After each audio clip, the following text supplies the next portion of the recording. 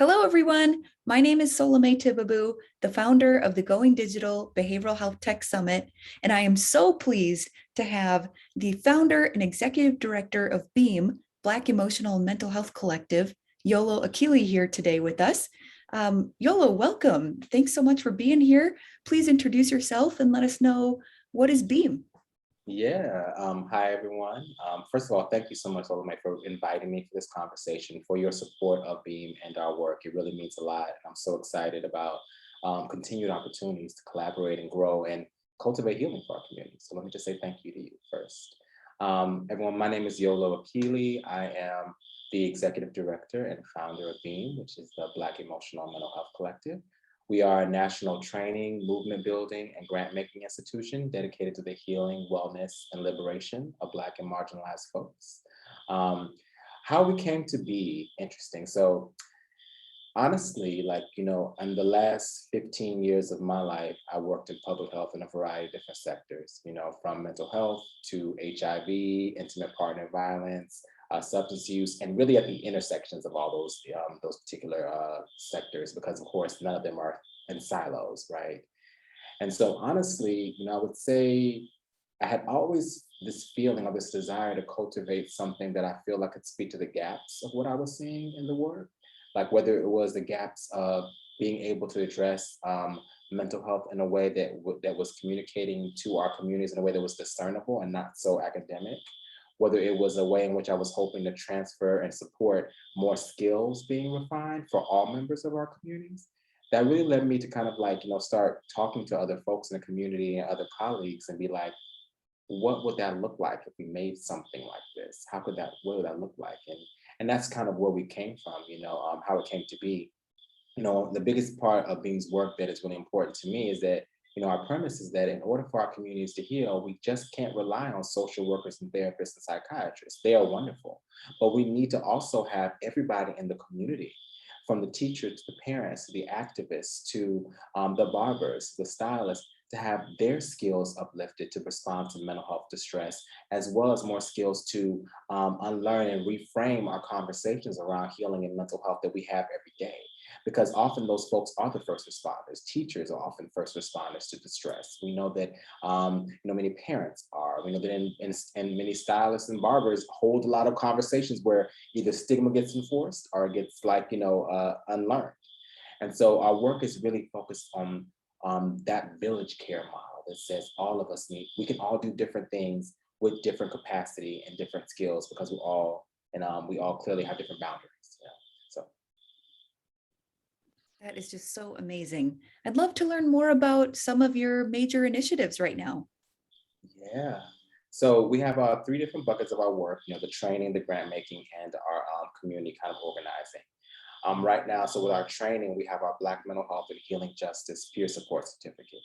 And that used to be a 2-day in-person training. We miss being in person with our folks. We used to have all kinds of fun. But now we do it virtually over the course of a month as an immersion online, right? And so it's 5 sessions, 2-hour sessions. And generally, we try to keep the cohort down to 50 to 60 people. Sometimes we get a lot of demand. But we try to keep it smaller so that we can go deeper, if that makes sense. And so that's one of our initiatives. We also have our Black Masculinity Reimagined program, a program that I'm really proud of. It's led by Leroy Mitchell and Sydney Brown and our team.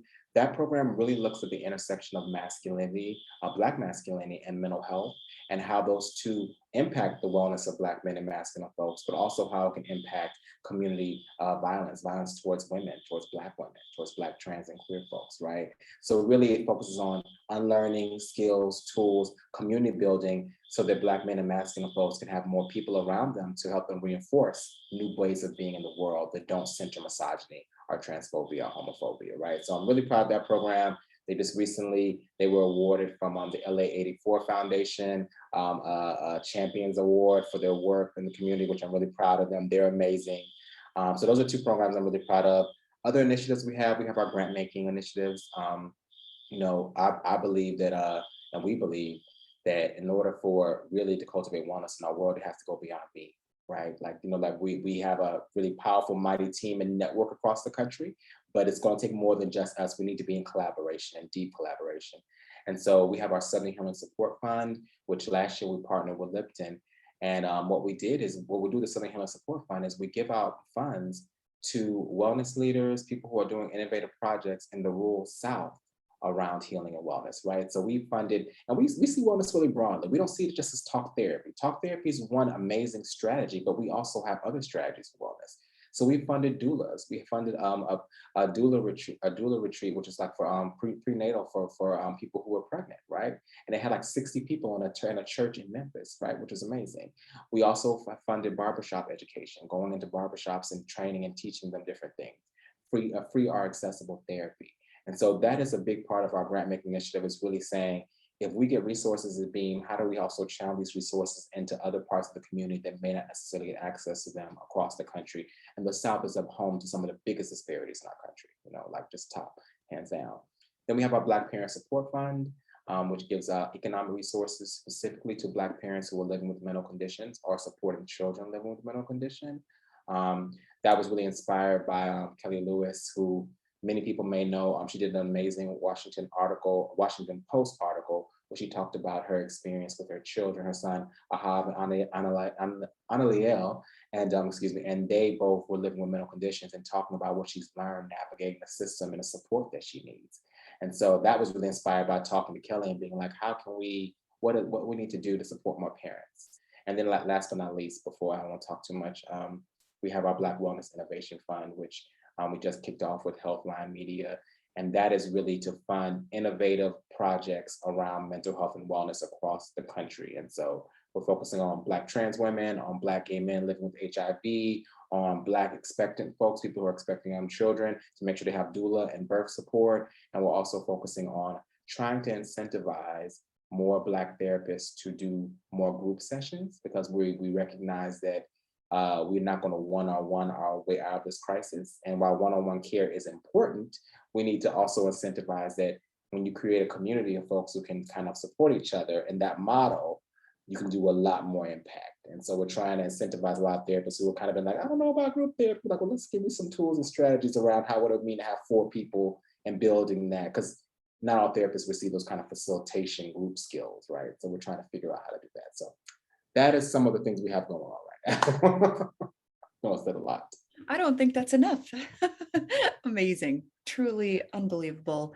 And for those that aren't familiar, I would love for you to explain why it's so important to take that community-based approach. It's obviously very powerful, but if you could shed a little light on that. Yeah.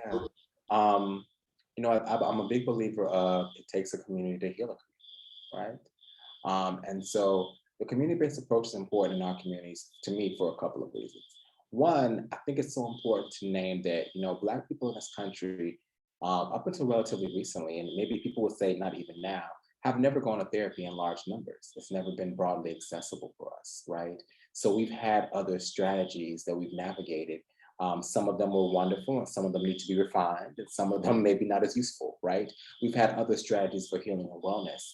And so understanding that also the disparities and the inaccessibility of therapy as a strategy for many Black folks in the country who are higher rates of health insurance, right? We don't have health insurance as much, income inequality.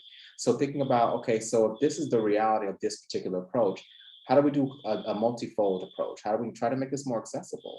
But how do we also build up skills for everybody to know about what healing and mental health is, about how to respond to mental health crises, so the entire community is now built up and has a different skill set, right? Because many folks, we talk to many communities across the country, many folks don't have a therapist or a psychiatrist in their community, but they might have a trusted, what we call big mamas, or a community activist, or someone that people rely on and trust. So how do we say, okay, you're the person, we're going to work with you and support you in refining some of the skills, because we have a lot of skills already. Okay, that's really important. But refine the skills and also getting you connected to other resources. How do we do that? Because that's going to be more sustainable. More community support, more people who have access is going to be more sustainable than just us trying to get more therapists. Because the reality is, while we need to do that, we know that SAMHSA has issued several reports about us 2025 being short 30,000 therapists that we need. There's no quick solution to that, right? And so it's going to take time. So what are the other practitioners, whether they're Pastors, how do we get pastors trained to understand mental health more? And know their boundaries, but also have more language and discourse to listen and affirm and validate and support folks. How do we do that? And that's really what I would think community is important because accessibility, income, and also we are, collectivist communities. And I believe that's a big part of who we are. Well, this is, as I said over and over, truly incredible work. I'm so proud that we've had the opportunity to partner with Beam through Going Digital Behavioral Health Tech. And last question, how can our audience support your work? Yeah, absolutely. Well, I tell people all the time that the way to get support beings work is to do your work, right? That's a big part of it too. And so if you go to our website, you'll see many opportunities for you to engage, even as a Black person, but also as allies. Like I tell people all the time, while we do have specific things like our peer support spaces, which are only for Black folks, our educational and training spaces, our allies will welcome, even though we're very clear it's very Black centered. So you're coming into a space that's going to center the Black experience, but we have really amazing allies who come to learn and listen, and they're always welcome, right? So come to our trainings, get involved in that way. You also can find toolkits on our page from everything from journal affirmation prompts to tools about how to support someone with distress for various different diagnoses.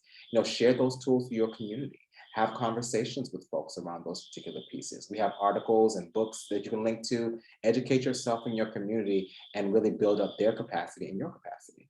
You also, of course, can do traditional routes. You can also donate. We'll always welcome for any support. Of course, your support and the support of Going Digital Behavioral Health Tech to really make that possible because it does take money to do the work. But I'm definitely spreading the word, having conversations, engaging our tools, coming to our trainings and learning and sharing that with folks. That's how we really transform the landscape of mental health and wellness in this country. Excellent. Yolo, how could I thank you for your time and all of the incredible work that you're doing in so many communities?